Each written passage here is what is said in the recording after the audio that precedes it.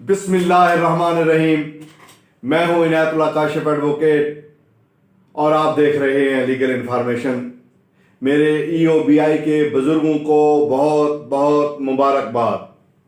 الحمدللہ اللہ تعالیٰ کے فضل سے، آپ کی دعاؤں سے، آپ کی محنت سے، ہماری کوشش اور کاوش سے، آپ تمام احباب کی کوشش اور کاوش سے، ایپوا کی کوشش اور کاوش سے آپ کی پینشن میں باضابطہ طور پہ اضافہ کرنے کا اعلان کر دیا گیا ہے.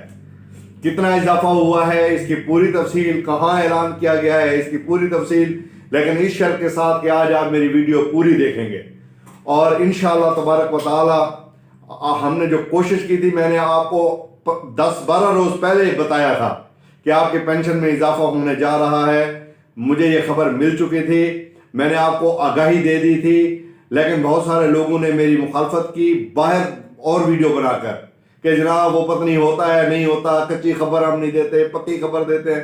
لیکن الحمدللہ اللہ تبارک و تعالیٰ کے بابرکت نام سے، آپ کی دعاؤں سے، ہم تمام کی کوششوں سے اللہ نے ہمیں ایک دفعہ پھر کامیاب کیا. اور یہ خبر ہمارے چینل پر لیگل انفارمیشن پر سب سے پہلے بریک کی جا رہی ہے کہ EOBI کی پینشن میں 1 جنوری 2021 سے باضابطہ طور پہ اضافہ کرنے کا اعلان کر دیا گیا ہے. جی ہاں، یہ اضافہ وزیر اعظم عمران خان کے معاون خصوصی زلفی بخاری نے کیا اور کہا ہے کہ آئندہ برس EOBI کی پینشن 8,500 سے بڑھا کر، اب بتا دوں، دیکھ لیں بتا دوں، جی ہاں، 10,000 روپے تک لے جاؤں گا. پینشنرز کو رقم کی ادائیگی کے لیے پراپرٹیز کا معاملہ بھی 3 سے 4 ماہ میں حل کر دیں گے. تفصیلات کے مطابق پریس کانفرنس میں انہوں نے کہا کہ وہ پاکستان پیپلز پارٹی نے اپنے دور حکومت کے دوران 2011 میں EOBI اور ورکر ویلفیئر فنڈ کو موجودہ فہرست سے نکال کر بین الصوبائی تعاون ڈویژن IPC کے ماتحت کیا، جو وفاقی حکومت کے دائرہ اختیار میں آتا ہے. معاون خصوصی نے کہا کہ یہ ہم نے نہیں کیا. اب 1.5 سال بعد سعید غنی کو ہوش آیا اور وہ اپنی جماعت کے فیصلے کو ہی چیلنج کر رہے ہیں. اگر آپ کو یقین ہے کہ اسے منتقل کر کے بہت زبردست محکمہ بنایا جا سکتا ہے تو آپ کی 5 سالہ حکومت تھی، اس وقت سے نچلی سطح تک کیوں نہیں لے کر گئے؟ معاون خصوصی نے کہا کہ اس کے مسلم لیگ نون کی حکومت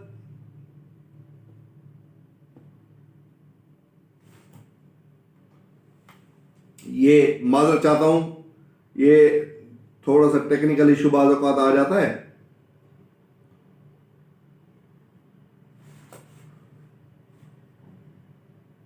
جی، معاون خصوصی نے کہا کہ یہ ہم نے نہیں کیا. اب 1.5 سال بعد سعید غنی کو ہوش آیا اور وہ اپنی جماعت کے فیصلے کو ہی چیلنج کر رہے ہیں.